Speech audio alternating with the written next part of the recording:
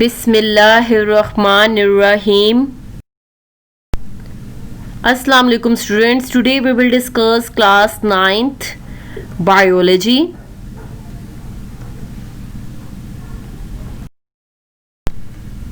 Chapter 4 Cells and Tissues.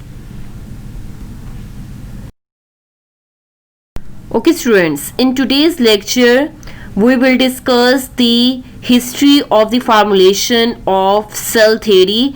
Then we will discuss the cellular structures and functions, in which we will discuss the cell wall, and at the end we will discuss the cell membrane in detail. Now students, we will discuss the history of the formulation of cell theory, which is given on your textbook page number 55. अब हमने one by one करके different scientist की contribution देखनी है कि उनकी cell theory की formulation में क्या कंट्रीब्यूशन थी. सो स्टूडेंट्स, इसमें जो फर्स्ट साइंटिस्ट है वो क्या है? अरिस्टोटल है. अरिस्टोटल की कंट्रीब्यूशन क्या है? He presented the idea that all animals and plants are somehow related. अब उसने क्या आइडिया प्रेजेंट किया था? ये जो एनिमल्स होते हैं और प्लांट्स होते हैं, इनके बिटवीन रिलेशनशिप है. देन जो है रॉबर्ट हुक की, उसकी कंट्रीब्यूशन क्या है? Cells were first describe by British scientist Robert Hooke in 1665. सबसे पहले जो सेल्स हैं उसको डिस्क्राइब किया था ब्रिटिश साइंटिस्ट रॉबर्ट हुक ने इन 1665 में. अब उसने किया क्या था? He used his self made light microscope to examine a thin slice of cork. अब उसने सेल्फ मेड लाइट माइक्रोस्कोप ली थी और उसको एग्जामिन किया था, स्लाइस ऑफ कॉर्क को एग्जामिन किया था उसने लाइट माइक्रोस्कोप के अंडर. अब ये जो कॉर्क होता है बेसिकली ये प्लांट टिश्यू है, जो कि वैक्सी लेयर होती है प्लांट्स के ऊपर, जो कि वाटर को क्रॉस करने में क्या करती है? प्रिवेंट करती है वाटर को आउटसाइड मूव करने में. अब उसने कॉर्क को ऑब्जर्व किया था under the self made light microscope. Then उसने क्या ऑब्जर्व किया? Hooke observe the honeycomb of tiny empty compartments. अब उसने ऑब्जर्व किया था कॉर्क के अंदर कि जैसे कि हनी कॉम्ब लाइक स्ट्रक्चर है, जैसे हनी बीज का कॉम्ब होता है, जो स्ट्रक्चर वहां पे प्रेजेंट होता है, सेम उसने एम्प्टी कंपार्टमेंट्स जो थे, टाइनी कंपार्टमेंट्स जैसे स्मॉल रूम्स होते हैं, वो उसने ऑब्जर्व किए थे ये कॉर्क टिश्यू के अंदर. Then he called the compartments in cork as cellulae. Then ये जो छोटे छोटे से उसने कंपार्टमेंट्स, छोटे छोटे से रूम्स ऑब्जर्व किए थे कॉर्क में, टिश्यू में, उसने उसको नेम दिया था सेलुली का. Then his term has come to us as cells. Then हमारे पास जो टर्म है वो इंट्रोड्यूस हुई सेल्स की.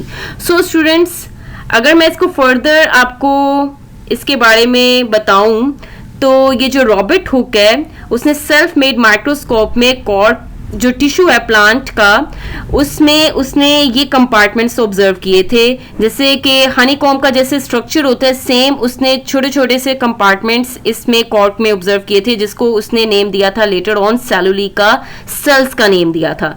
Then students, Robert Hooke was a chemist, mathematician and physicist. His remarkable engineering abilities enabled him to invent and improve many mechanical devices like timepieces, quadrant and Gregorian telescope. अब ये जो Robert Hooke था ये chemist भी था, mathematician भी था, physicist भी था. अब इसकी जो इंजीनियरिंग एबिलिटीज थी उसकी वजह से इसने बहुत सी मैकेनिकल डिवाइसेस को क्या किया था? इंप्रूव किया था. Like timepiece device, quadrant जिसमें आप एंगल को मेजर करते हो, ग्रिगोरियन टेलीस्कोप है जो कि रिफ्लेक्टिंग लाइट के थ्रू ये वर्क करती है टेलीस्कोप. इसके अलावा इसकी जो ऑब्जर्वेशन है मींस के जो इसने कॉर्क टिश्यू को ऑब्जर्व किया था वो भी इसकी रिमार्केबल क्या है? कंट्रीब्यूशन है. History of the formulation of cell theory. Okay students, now we will discuss the remaining contribution of scientists in the formulation of cell theory. So which is given on your textbook page number 55 till 56. So remaining contributions क्या है scientist की? Like Anton van Leeuwenhoek. इसकी contribution क्या है? The first living cells were observed a few years later by Dutch naturalist so Anton van Leeuwenhoek. He observed tiny organisms from pond water under his microscope and call them as animalcules. अब इसने जो living cells थे Dutch naturalist Antony van लिविंगहुक ने ये observe किए थे living cells. अब इसने जो टाइनी ऑर्गेनिज्म से पोन्ड वाटर जो है उसके अंदर उसने टाइनी ऑर्गेनिज्म ऑब्जर्व किए थे माइक्रोस्कोप के अंदर, और उसने उसको नेम क्या दिया था, एनिमल्क्यूल्स का नेम दिया था। इट मीन्स के ये एंटोनी वैन लिविंगहुक की कंट्रीब्यूशन है। देन स्टूडेंट्स नेक्स्ट जो है कंट्रीब्यूशन वो है जीन बैप्टिस्ट डी लामार्क की। इसकी कंट्रीब्यूशन क्या है, like in 1809 Jean Baptiste D Lamarck proposed that no body can have life if its parts are not cellular tissues or are not formed by cellular tissues. It means के उसने जो Jean Baptiste D Lamarck थे उसने 1809 में उसने ये importance जो थी टिश्यूज की वो इंट्रोड्यूस करवाई थी कि किसी भी बॉडी के अंदर लाइफ नहीं हो सकती अगर उसके अंदर सेलुलर टिश्यूज प्रेजेंट ना हो या उसकी जो बॉडी है वो सेलुलर टिश्यू से मिलकर ना बनी हो। देन स्टूडेंट्स रॉबर्ट ब्राउन की कंट्रीब्यूशन क्या है, in 1831 a British botanist Robert Brown, इसकी कंट्रीब्यूशन क्या है, discovered the nucleus in the cell. सबसे पहले सेल के अंदर जो न्यूक्लियस था वो डिस्कवर किया था रॉबर्ट ब्राउन ने इन 1831। देन स्टूडेंट्स मैथियस श्लीडन जो है साइंटिस्ट, इसकी कंट्रीब्यूशन क्या है, इन 1838 a German botanist Matthias Schleiden studied plant tissues and made the first statement of cell theory। अब ये जो मैथियस श्लीडन है इसने 1838 में प्लांट टिश्यूज को डिस्कस किया था और देन उसने फर्स्ट स्टेटमेंट बनाई थी सेल थ्योरी की। सो स्टूडेंट्स ये है कंट्रीब्यूशन ऑफ साइंटिस्ट की in the formulation of cell theory. History of the formulation of cell theory. Okay students, now we will discuss the remaining contribution of the scientist in the formulation of cell theory. So next जो scientist है वो क्या है, Theodor Schwann. So in 1839 a German zoologist Theodor Schwann reported that all animal tissues are composed of cells. So thus Schleiden and Schwann proposed cell theory in its initial form. अब ये जो German zoologist था Theodor Schwann ने इसने ये report किया था कि जो एनिमल टिश्यूज होते हैं वो सेल से मिलकर बनते हैं। जैसे श्लीडन ने किसको डिस्कस किया था, प्लांट्स टिश्यूज को डिस्कस किया था, देन श्वान ने एनिमल टिश्यूज को डिस्कस किया था कि वो इंडिविजुअल सेल से मिलकर बनते हैं। सो श्लीडन एंड श्वान ने सेल थ्योरी को इनिशियल फॉर्म में क्या किया था, प्रपोज किया था, इंट्रोड्यूस करवाया था। नेक्स्ट जो कंट्रीब्यूशन है साइंटिस्ट की वो क्या है, रुडोल्फ विर्को।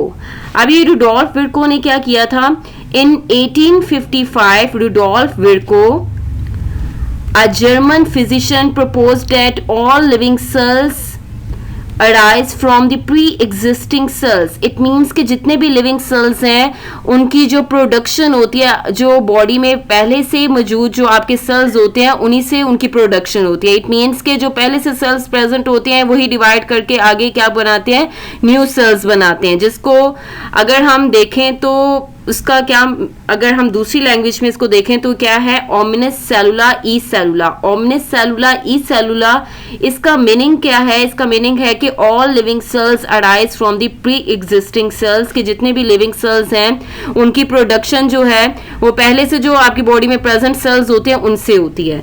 देन स्टूडेंट्स ये जो है कंट्रीब्यूशन है साइंटिस्ट की in the formulation of cell theory. History of the formulation of cell theory. Okay students, now we will discuss the remaining contribution of the scientist in the history.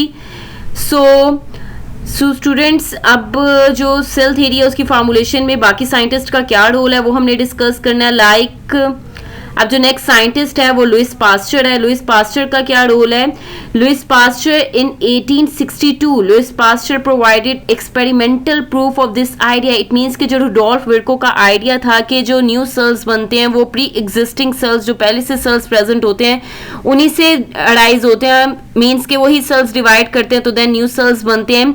इसका experimental proof किया था इन 1862 में। So students अब जो cell theory है वो क्या है? Cell theory is regarded as one of the most fundamental knowledge in biology. अब सेल थ्योरी के हमने प्रिंसिपल्स डिस्कस करने हैं। Like cell theory in its modern form includes the following principles. अब वो प्रिंसिपल्स क्या है सेल थ्योरी के? फर्स्ट प्रिंसिपल है all organisms are composed of one or more sales. It means कि जो सेल थ्योरी है उसमें जो आपका फर्स्ट पॉइंट है, फर्स्ट प्रिंसिपल जो है वो क्या है कि जितने भी ऑर्गेनिजम्स हैं वो एक या एक से ज्यादा सेल से मिलकर बनते हैं। सो ये जितनी भी कंट्रीब्यूशन है साइंटिस्ट की उनसे हमने फर्स्ट पॉइंट ये निकाला है। सेकंड पॉइंट क्या है कि cells are the smallest living things, the basic unit of organization of all organisms। then जो second point है, second principle है cell theory का, वो क्या है कि जो cells होते हैं वो smallest living things होते हैं और basic unit है organization का organisms की। means के organisms की body में जो basic unit है वो कौन सा है? cells हैं। cells से ही organisms की body की formation होती है। then जो third point है सेल थ्योरी का, वो क्या है कि cells arise only by division in previously existing cells. अब ये जो न्यू सेल्स बनते हैं वो जो पहले से मौजूद आपकी बॉडी में सेल्स होते हैं उनकी डिवीजन से न्यू सेल्स बनते हैं। Okay students, this is the information regarding the history of the formulation of cell theory. Now students, up till now we have discussed the history of the formulation of cell theory. So students, इसको summarize किया हुआ है इस table की form में जो कि आपके टेक्स्ट बुक पेज नंबर 57 पे गिवन है। So students, आपको इस टेबल के थ्रू भी आप जो है history of the formulation of cell theory उसको आप इस टेबल के थ्रू मेमोराइज कर सकते हो, जिसमें से आपने यहाँ पे डेट्स लर्न करनी है और साइंटिस्ट की कंट्रीब्यूशंस को लर्न करना है। सो स्टूडेंट्स, देन आपने जो फॉर्मुलेशन ऑफ सेल थ्योरी है उसमें आपने प्रिंसिपल्स लर्न करने हैं सेल थ्योरी के। सो स्टूडेंट्स, यहाँ पे जो फर्स्ट वन है, ज़ेकारियस जेनसन ने माइक्रोस्कोप को इन्वेंट किया था इन 1590 में। रॉबर्ट हुक ने डिस्कवर किया था सेल को इन 1665 में। एंटोन वैन लीeuwenhoek ने ऑब्जर्व किए थे माइक्रोस्कोप में ऑर्गेनिजम्स को, माइक्रो ऑर्गेनिजम्स को इन 1674 में। जीन बैप्टिस्ट डी लेमार्क ने प्रपोज की थी इंपॉर्टेंस ऑफ टिश्यू इन 1809 में। रॉबर्ट ब्राउन ने डिस्कवर किया था न्यूक्लियस इन 1831 में। मैथियस लीडन ने प्लांट टिश्यूज को स्टडी किया था इन 1838 में। देन थ्योडर श्वान ने एनिमल टिश्यूज को स्टडी किया था इन 1839 में। रेडोल्फ विर्को ने आइडिया प्रपोज किया था ओमिनस सेलुला ई सेलुला के जो न्यू सेल्स बनते हैं वो प्री एग्जिस्टिंग सेल्स से ही अराइज होते हैं, उन्हीं से डिवाइड होकर न्यू सेल्स बनते हैं इन 1855 में। देन लुइस पास्चर ने ये प्रूव किया था विर्को का आइडिया इन 1862 में। सो स्टूडेंट्स, आप इस फॉर्म में भी आप इसको मेमोराइज कर सकते हो for your exams. Subcellular or acellular particles. So students, this topic is given on your textbook page number 56. So students, जैसे कि हम पहले भी डिस्कस कर चुके हैं acellular particles को और subcellular particles को, like according to the first principle of cell theory, all organisms are composed of one or more cells. जितने भी organisms हैं वो एक या एक से ज़्यादा cells से मिलकर बनते हैं। So students, viruses, prions and viroids are not composed of cells, rather they are subcellular or acellular particles। जैसे कि हम पहले भी बायोडाइवर्सिटी वाले चैप्टर में पढ़ चुके हैं कि जो वायरसेस होते हैं, प्रायोन्स होते हैं, वायरोइड्स होते हैं, ये सेल्स से मिलकर नहीं बनते, इनमें सेल्स प्रेजेंट नहीं होते, बल्कि ये सब सेलुलर और एसेलुलर पार्टिकल्स होते हैं, इनमें सेलुलर ऑर्गेनाइजेशन नहीं होती। Then students, they don't run any metabolism inside them। it means के अंदर कोई भी बायोकेमिकल रिएक्शंस नहीं हो रहे होते इनकी बॉडी में, वायरसेस, प्रायोन्स और वायरोइड्स की। then they show some characteristics of living organism, that is they can increase in number and can transmit their characters to the next generation।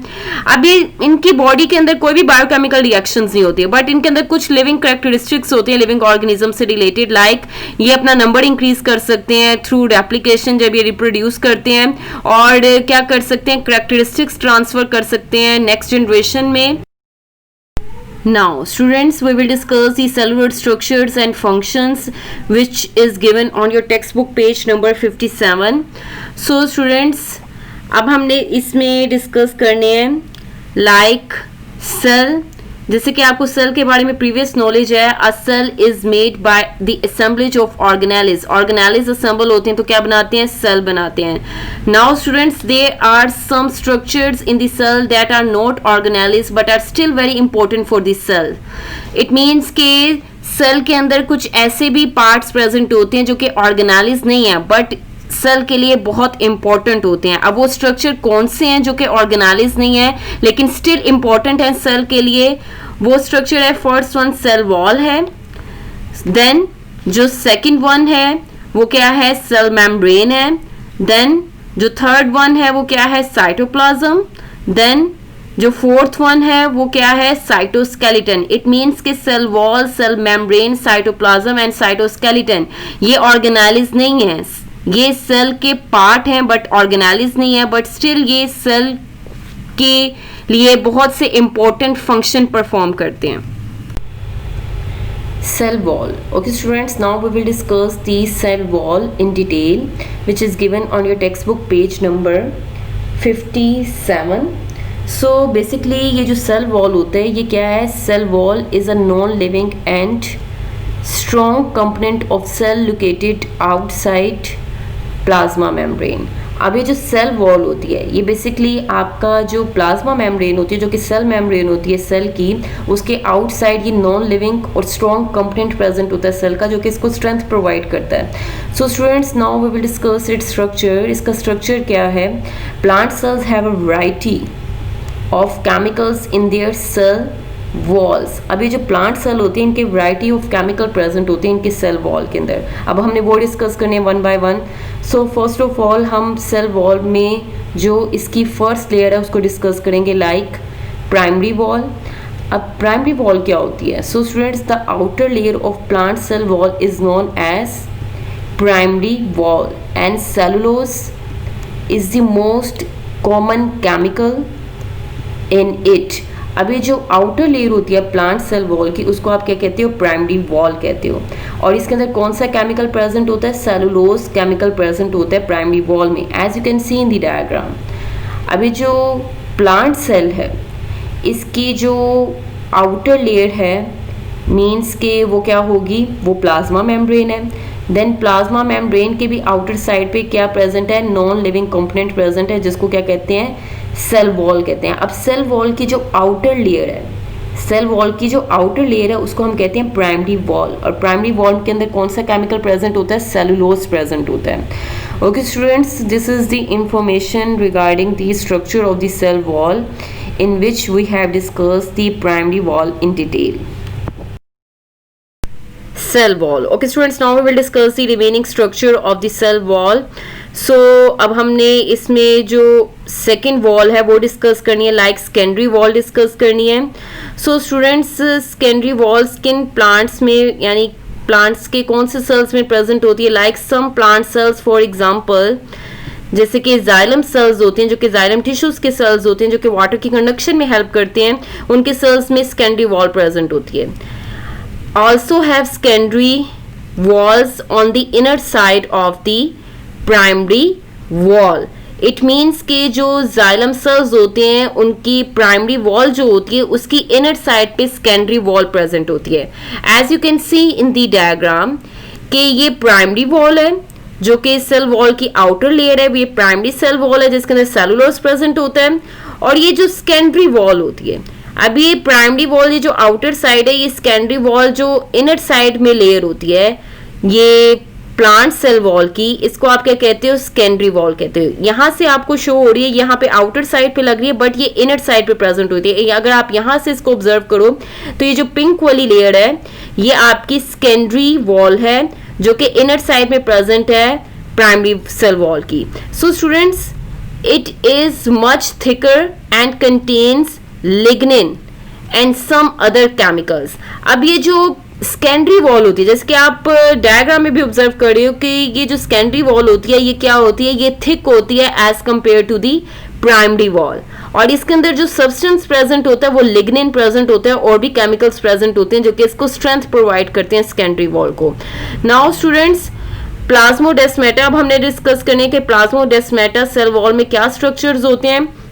Basically, they are the pores in the cell wall of adjacent cells through which their cytoplasm is connected. These pores are called plasmोडेस्माटा. अब ये जो cell wall होती हैं उनके अंदर क्या होते हैं, पोर्स प्रेजेंट होते हैं एडजेसेंट सेल्स में, जिसके थ्रू उनके साइटोप्लाज्म एक दूसरे से कनेक्टेड होते हैं. अब ये जो सेल वॉल के अंदर पोर्स प्रेजेंट होते हैं जिनके थ्रू साइटोप्लाज्म कनेक्टेड होते हैं बाकी सेल्स के, उनको हम प्लाज्मोडेस्माटा कहते हैं. अब इसको हम डायग्राम के थ्रू ऑब्जर्व करते हैं. लाइक स्टूडेंट्स, ये सेल्स हैं प्लांट्स के. अभी ये एक सेल है, ये सेकेंड सेल है. अभी इनके बिटवीन ये जो पोर प्रेजेंट है, ये पोर जो है इसको हम क्या कहते हैं, प्लाज्मोडेस्माटा कहते हैं. अब इस पोर्स के थ्रू आप देख रहे हो कि यहाँ पे जो प्लांट सेल है ये इसका साइटोप्लाज्म है और ये सेकंड सेल का साइटोप्लाज्म है. अब ये जो साइटोप्लाज्म है ये कनेक्टेड है, किसके थ्रू कनेक्टेड है, प्लाज्मोडेस्माटा पोर के थ्रू कनेक्टेड है, जो कि आपके कहाँ पे प्रेजेंट है, सेल वॉल में प्रेजेंट है, जिसकी वजह से आपके जो साथ वाला सेल प्रेजेंट होता है उसका साइटोप्लाज्म क्या होता है, कनेक्टेड होता है. Cell wall. Okay students, now we will discuss the remaining points of the cell wall. So we will discuss the cell wall of fungi and protists. So basically fungi and many protists have cell wall, but although they don't contain cellulose, their cell walls are made up of variety of chemicals. So students, for example, chitin is present in the cell walls of fungi. अभी जो cell wall होती है fungi की और protist की, इनमें cell wall तो होती है बट इनके अंदर सेलुलोज प्रेजेंट नहीं होता है. इनकी सेल वॉल में वैरायटी ऑफ केमिकल्स प्रेजेंट होते हैं. लाइक काइटिन प्रेजेंट होता है फंजाई की सेल वॉल में.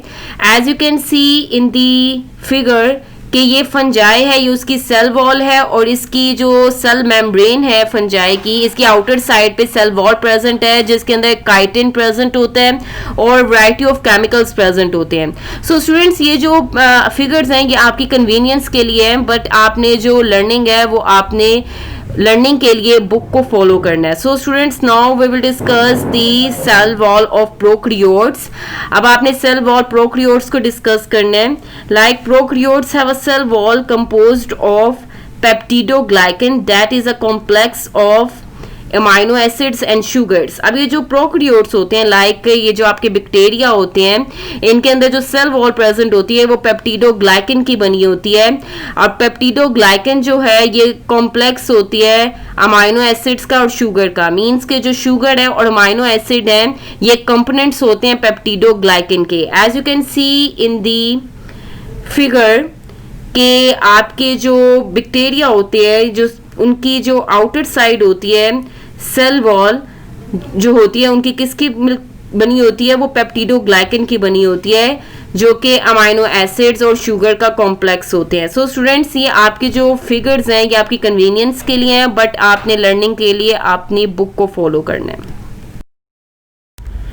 Structure of a plant cell. Okay students, अब ये जो स्ट्रक्चर है प्लांट सेल का ये आपको गिवन है टेक्स्ट बुक पेज नंबर 58 पे. सो स्टूडेंट्स, आपने इसकी डायग्राम की प्रैक्टिस करनी है फॉर योर बोर्ड एग्जाम. सो इसमें आपने ये जो जितने भी पार्ट्स हैं आपके सेल के, like chloroplast, mitochondrion, cytoplasm, rough endoplasmic reticulum, nucleus, cell wall, smooth endoplasmic reticulum, plasmodesmata, ribosomes, Golgi complex, lysosomes and plasma membrane, जो कि मेम्ब्रेन है outside the cell, and center में जो वैक्यूल प्रेजेंट है plant cells के, इनकी आपने diagram की प्रैक्टिस करनी है. लेटर ऑन हमने इनके सारे ऑर्गेनेल्स जो हैं या फिर जो इनके पार्ट्स हैं सेल के, वो हम लेटर ऑन डिटेल में डिस्कस करेंगे. Functions of cell wall. Okay students, now we will discuss the functions of the cell wall which are given on your textbook page number 57. So students, इसका जो first function है वो हमने discuss करना है. It provides shape. अभी जो cell wall है ये क्या प्रोवाइड करती है, शेप प्रोवाइड करती है सेल्स को. देन स्टूडेंट्स, ये क्या प्रोवाइड कर रही है, स्ट्रेंथ प्रोवाइड कर रही है सेल को. सेल को स्ट्रेंथ किसके थ्रू मिल रही है, सेल वॉल के थ्रू मिल रही है. देन जो है ये प्रोटेक्शन प्रोवाइड करते हैं सेल वॉल सेल को. देन एट द एंड जो है इसका फंक्शन क्या है, support to the inner living matter protoplasm of cell. अभी जो इनर लिविंग मैटर होता है प्रोटोप्लाज्म, जिसके अंदर साइटोप्लाज्म प्रेजेंट होता है, न्यूक्लियस प्रेजेंट होता है और दूसरे ऑर्गेनाइज प्रेजेंट होते हैं, उसको क्या प्रोवाइड करती है, सेल वॉल सपोर्ट प्रोवाइड करती है। So student, these are the functions of the cell wall. Cell membrane. Okay students, now we will discuss the cell membrane in detail, which is given on your textbook page number 57. So students, what about cell membrane? Cell membrane क्या है?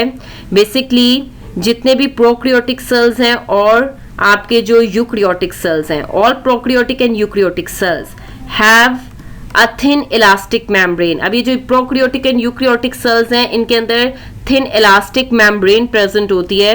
अब thin elastic membrane जो है वो आपके cytoplasm को cover करती है सेल्स के, सो इसको हम क्या कहते हैं, सेल मेम्ब्रेन कहते हैं। Okay students, as you can see in the diagram of prokaryotic cell, ये प्रोक्रियोटिक सेल है जिसके अंदर प्रोमिनेंट न्यूक्लियस एब्सेंट है। सो स्टूडेंट्स, ये जो डायग्राम है इसमें आप देख रहे हो कि ये जो सेल है इसका साइटोप्लाज्म है, साइटोप्लाज्म के आउटसाइड पे क्या प्रेजेंट है, सेल मेम्ब्रेन प्रेजेंट है और उसके आउटसाइड पे सेल वॉल है। देन अगर आप यूकैरियोटिक सेल्स की जो डायग्राम है उसको ऑब्जर्व करो तो देन आपके जो सेंटर में है वो क्या प्रेजेंट है, न्यूक्लियस प्रेजेंट है, जिसके आउटर साइड पे न्यूक्लियर इन्वेलप प्रेजेंट है और न्यूक्लियस के आउटसाइड पे साइटोप्लाज्म है और साइटोप्लाज्म की जो आउटसाइड में जो थिन लेयर है, इलास्टिक लेयर है, उसको हम क्या कहते हैं, सेल मेम्ब्रेन कहते हैं। तो स्टूडेंट्स, ये जो आपकी डायग्राम्स हैं यूकैरियोटिक एंड प्रोकैरियोटिक सेल्स की, ये आपकी कन्वीनियंस के लिए है, लेकिन आपने लर्निंग के लिए बुक को फॉलो करना है। Structure of cell membrane. Okay students, now we will discuss the structure of cell membrane, which is given on your textbook page number 59. So students, cell membrane का structure हमने discuss करना है। Like firstly हमने इसकी chemical composition देखनी है। Like chemical analysis reveals that cell membrane is mainly composed of proteins and lipids with small quantities of carbohydrates. अभी जो केमिकल एनालिसिस है, अगर सेल मेम्ब्रेन का केमिकल एनालिसिस किया जाए तो इसमें क्या क्या प्रेजेंट होता है, इसमें प्रोटीन प्रेजेंट होते हैं, लिपिड्स प्रेजेंट होते हैं और कार्बोहाइड्रेट्स मींस शुगर भी प्रेजेंट होती है। देन स्टूडेंट्स, आपकी जो इलेक्ट्रॉन माइक्रोस्कोपिक एग्जामिनेशन है of cell membranes have led to the development of the fluid mosaic model of cell membrane. अब ये जो इलेक्ट्रॉन माइक्रोस्कोपिक एग्जामिनेशन है सेल मेम्ब्रेन का, जो कि डिटेल स्ट्रक्चर देता है सेल मेम्ब्रेन का, सो उसके अकॉर्डिंग जो है उसने क्या डेवलप किया है, फ्लूइड मोज़ेक मॉडल को क्या किया, उसकी डेवलपमेंट की है सेल मेम्ब्रेन की, जो कि लेटर ऑन हम डिस्कस करेंगे। Structure of cell membrane. Okay students, now we will discuss the fluid mosaic model of the cell membrane. So according to this model, there is a lipid bilayer in which the protein molecules are embedded. The lipid bilayer gives fluidity and elasticity to the membrane.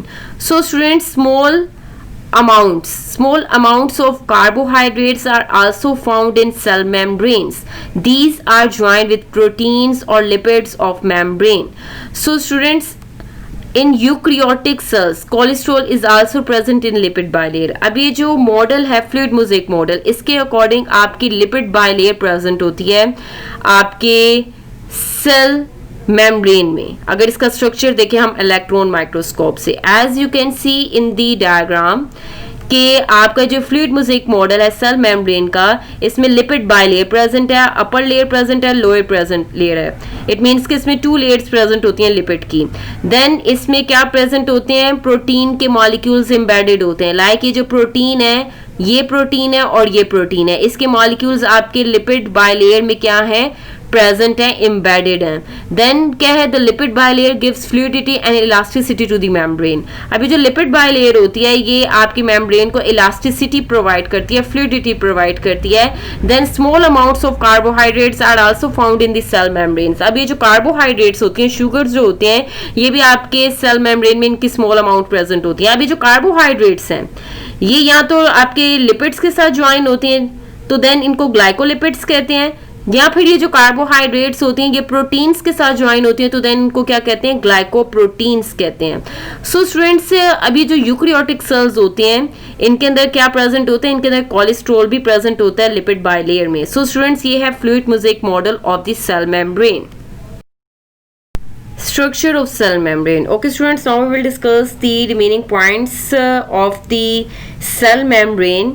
So students, आपका जो cell membrane होते हैं इसमें like eukaryotic cells और many organelles like mitochondria, chloroplast, Golgi apparatus and endoplasmic reticulum are also bounded by the cell membrane. अब ये जो eukaryotic cells होते हैं, अब उनमें बहुत से ऑर्गेनेल्स ऐसे होते हैं लाइक माइटोकॉन्ड्रिया होते हैं, क्लोरोप्लास्ट होते हैं, गोल्जी अपरेटस होते हैं, एंडोप्लाज्मिक रेटिकुलम होते हैं. ये भी सेल मेम्ब्रेन के मेंस के इनके अंदर भी सेल मेम्ब्रेन प्रेजेंट होती है, इनके सराउंडिंग में भी सेल मेम्ब्रेन प्रेजेंट होती है. देन स्टूडेंट्स, अगर आप यूकैरियोटिक सेल जो एनिमल सेल है उसका आप स्ट्रक्चर देखो तो देन स्टूडेंट्स ये एनिमल सेल का स्ट्रक्चर है जिसको आपने प्रिपेयर करना है फॉर योर बोर्ड एग्जाम. इसकी डायग्राम की आपने प्रैक्टिस करनी है. जिसमें आपने डिफरेंट ये जो ऑर्गेनेल्स हैं उनकी लेबलिंग और उनकी जो ड्राइंग है उस पर आपने फोकस करना है. लाइक स्मूथ एंडोप्लाज्मिक रेटिकुलम है, सेल मेम्ब्रेन है, माइटोकॉन्ड्रियन है, साइटोप्लाज्म है, वैक्यूल है, रफ एंडोप्लाज्मिक रेटिकुलम है. देन सेंटर में इसके क्या प्रेजेंट है, न्यूक्लियस प्रेजेंट है.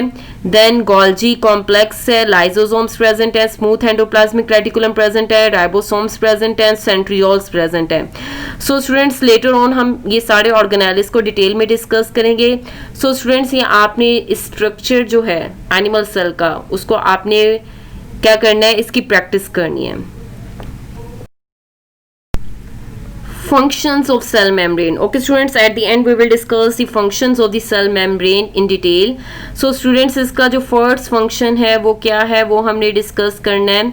Like cell membrane functions as a semi-permeable barrier allowing a very few molecules across it while fencing the majority of chemicals inside it. In this way cell membrane maintains the internal composition of cell.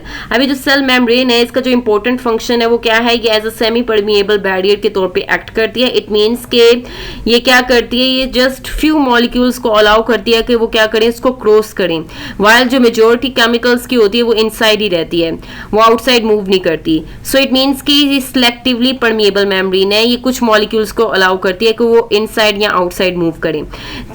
In this way ये जो cell membrane है ये आपकी internal composition जो होती है cell की उसको क्या करती है, इंटरनल एनवायरनमेंट को मेंटेन करती है. देन जो इसका सेकंड फंक्शन है, इसका सेकंड फंक्शन क्या है वो हमने डिस्कस करना है.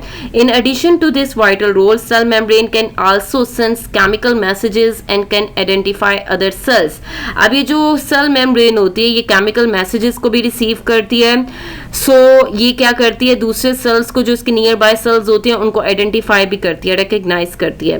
स्टूडेंट्स ये है functions of cell membrane. Okay students, at the end यहाँ पे मैं एक पॉइंट ऐड कर दूं, जो आपकी डायग्राम्स हैं ultra structure of plant cell की और ultra structure of animal cell की, जो कि आपके टेक्स्ट बुक पेज नंबर 58 पे गिवन है, वो आपने सेपरेटली आपने उसकी ड्राइंग पे फोकस करना है. वो आपकी सेल मेम्ब्रेन के अंडर वो ड्राइंग्स नहीं आती, उसको आपने सेपरेटली जो है वो ड्राइंग के लिए रखना है. Students up till now we have discussed the history of the formulation of cell theory, then we have discussed the cell wall, and at the end we have discussed the cell membrane in detail. Now students, at the end we will discuss the MCQs from today's lecture. आपको MCQs किस form में आ सकते हैं, like इसका जो first MCQ है वो क्या है, cells were first described by a British scientist Robert Hooke in options are A option 1663, B option 1664, C option 1665 और D option 1666. So the correct answer is C option 1665. Basically जो cells हैं वो Robert Hooke ने सबसे पहले describe किए थे इन 1665 में. Now students, we will discuss the next MCQs from today's lecture. So the next MCQ is, which of the following scientists discovered nucleus? So the options are, अब A option क्या है, Robert Hooke, B option क्या है, Robert brown, C option है Matheus Schleiden और D option Theodore श्वान. So the correct answer is B option Robert brown. Basically जो Robert brown है इसने क्या किया था, न्यूक्लियस को डिस्क्राइब किया था for the first time. Now we will discuss the remaining MCQ from today's lecture. So the next MCQ is, which of the following substance is found in the cell wall of fungi? So the options are A option cellulose, B option chitin, C option lignin or D option peptidoglycan. So the correct answer is B option chitin. Basically जो fungi है उसकी cell wall में chitin होती है, while जो plants होते हैं उसकी सेल वॉल में cellulose होता है. अब ये जो lignin होता है ये मोस्टली आपकी जो सेकेंडरी वॉल होती है प्लांट्स की उसमें प्रेजेंट होता है, और जो पेप्टिडोग्लाइकन होता है ये बेसिकली जो प्रोकैरियोट्स होते हैं उनकी सेल वॉल में पेप्टिडोग्लाइकन प्रेजेंट होता है. So the correct answer is B option chitin. सो स्टूडेंट्स आपको इस फॉर्म में एमसीक्यूज आ सकते हैं. Now we will discuss the short question answers from today's lecture. So students आपको short questions किस तरह आ सकते हैं वो हमने डिस्कस करने हैं. Like जो इसका first short question है वो क्या है? Write down the principles of theory, cell theory in its modern form. So cell theory के जो प्रिंसिपल्स हैं वो हमने डिस्कस करने हैं. Like cell theory in its modern form includes the following principles. First principle है all organisms are composed of one or more sales. Second जो इसका प्रिंसिपल है वो क्या है? Cells are the smallest living things, the basic unit of organization of all organisms. Then जो इसका third principle है वो क्या है कि cells arise only by divisions in previously existing cells. So ये पॉइंट्स हैं आपके सेल थ्योरी के प्रिंसिपल्स हैं. Now we will discuss the remaining short question answers from today's lecture. So the second question is differentiate between primary wall and secondary wall. So आपने इसका difference देखना है primary wall और secondary wall का. So जो primary wall और secondary wall है उसका डिफरेंस है like the outer layer of plant cell is known as the primary wall. While अगर हम इसका सेकेंडरी वॉल के साथ कंपैरिजन करें, कंट्रास्ट करें, तो some plant cells for example xylem cells also have a secondary walls on the inner side of the primary wall. So students इसमें जो second difference है वो क्या है? It is the thinner and contains cellulose which is the most common chemical in it. अगर हम primary wall का secondary wall से कंपैरिजन करें, कंट्रास्ट करें, तो क्या है? It is much thicker. Secondary wall thicker होती है as compare to the primary wall. और इसके अंदर क्या प्रेजेंट होता है? इसके अंदर लिग्निन केमिकल प्रेजेंट होता है और भी केमिकल्स प्रेजेंट होते हैं. सो ये है differences between the primary wall and the secondary wall. Now we will discuss the next short question answer from today's lecture. So the next question is what are plasmodesmata? So the answer is there are pores in the cell walls of adjacent cells. अब ये जो cells होते हैं उनकी cell wall के अंदर pores present होते हैं, होल प्रेजेंट होते हैं. अब ये जो पोर्स होते हैं ये क्या करते हैं? ये साइटोप्लाज्म को कनेक्ट करते हैं एडजेसेंट सेल्स की, through which their cytoplasm is connected. अभी जो एडजेसेंट सेल्स होते हैं मींस के जो साथ वाले सेल्स होते हैं उनके अंदर जो साइटोप्लाज्म का कनेक्शन होता है इन पोर्ट्स के थ्रू होता है जो कि सेल वॉल में प्रेजेंट होते हैं. अभी जो पोर्ट्स प्रेजेंट होते हैं सेल वॉल में इनको क्या कहते हैं? These pores are called the plasmodesmata. So students आपको इस फॉर्म में शॉर्ट क्वेश्चंस आ सकते हैं. Now students at the end we will discuss the long questions from today's lecture. आपको long question किस फॉर्म में आ सकते हैं? लाइक इसका जो फर्स्ट क्वेश्चन है वो क्या है? Explain the structure and function of cell wall. अब ये जो स्ट्रक्चर है और फंक्शन है सेल वॉल के ये सेपरेटली हेडिंग के तौर पे आपको वीडियो में डिस्कस कर चुके हैं हम. सो स्टूडेंट्स ये आपने हेडिंग्स के लिए वीडियो को कंसल्ट करना है, वाइल लर्निंग के लिए आपने इसका बुक का जो पेज नंबर है, text book page number like 57 उस पे इसका आंसर गिवन है सेल वॉल का स्ट्रक्चर और फंक्शन का. देन जो सेकंड क्वेश्चन है वो क्या है? Explain the structure and functions of cell membrane. अब इसको भी सेपरेटली हमने हेडिंग्स के तौर पे वीडियो में डिस्कस कर चुके हैं. देन आपने इसको अगर लर्न करना है तो लर्निंग के लिए आपका जो टेक्स्ट बुक पेज नंबर है वो है पेज नंबर 57 एंड 59. इस पे आपके स्ट्रक्चर और फंक्शंस गिवन है सेल मेम्ब्रेन के. ओके स्टूडेंट्स आपको इस फॉर्म में लॉन्ग क्वेश्चंस आ सकते हैं.